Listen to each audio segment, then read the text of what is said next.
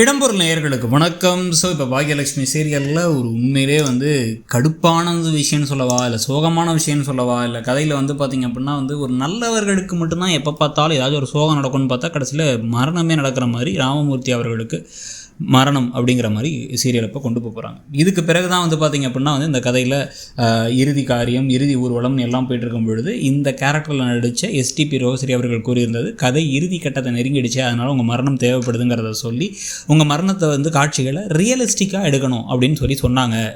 சேனல்லேருந்து அந்த ஷோலேருந்து சொன்னாங்க அப்படிங்கிற மாதிரி சொல்கிறாங்க.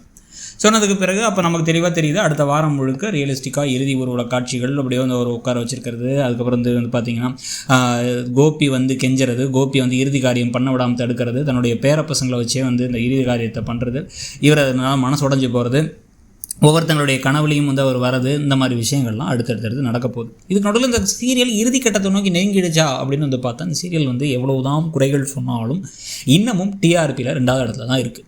அதை மாற்றுறதுக்கு எந்த சீரியலாலையும் நல்லா இப்போ போயிட்டுருக்க பாண்டியன் ஷோஸ் கூட இப்போ செகண்ட் பிளேஸ்க்கு இன்னும் வர முடியல, இன்னமும் 2வது பிளேஸில் பாக்யலட்சுமி தான் இருக்குது.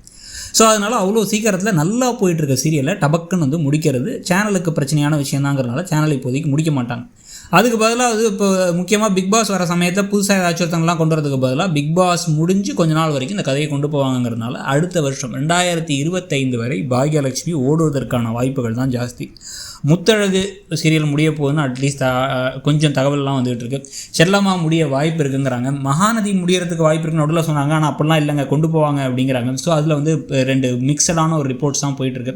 ஸோ எப்படி பார்த்தாலும் இப்போதைக்கு பாக்யலட்சுமி சீரியல் முடியாமல் அதுக்கு பதிலாக பார்த்திங்க அப்படின்னா கதையில் பிரச்சனைகளான கோபி பழிவாங்க ட்ரை பண்ணி பாக்கியாவை அந்த ஹோட்டலை விட்டு வெளில துரத்துறது, அதுக்கு ட்ரை பண்ணுறது, அதை எப்படி மீட்டெடுக்கிறாங்க பாக்கியா அப்படின்னு அவங்களுடைய போராட்டம். இன்னொரு பக்கம் பார்த்திங்க அப்படின்னா கோபிக்கும் ராதியாவுக்கும் இடையில பிரச்சனையாக நிறைய ஒரு கட்டத்துக்கு மேலே தாங்க முடியாமல் கோபி பேசாமல் அங்கிட்டு போனால் தான் அடி விழுது, இங்கிட்டியாச்சும் வந்துடலாம் அப்படின்னு சொல்லிட்டு இந்த பக்கம் பாக்கியா கிட்ட நம்ம 2 பேரும் திருப்பி சேர்ந்து வாழலாம், நான் ராதிகாவை விட்டுட்டு வந்துடுறேன், எங்கள் அப்பாவோட ஆசை கூட அதுதான், அவங்க அம்மாவோட ஆசையும் அதுதான் அப்படிங்கிற மாதிரிலாம் வசனம் பேசும்பொழுது அதெல்லாம் காரி துப்பி அதெல்லாம் சேர்த்துக்கவே மாட்டான், உன்ன மாதிரி ஒரு விஷ ஜந்துவை என் பக்கத்தில் சேர்த்து பண்ண, நான் தனியாக கூட இருப்பேனே தவிர உன் கூட இருக்க மாட்டேங்கிறத சொல்லணும்.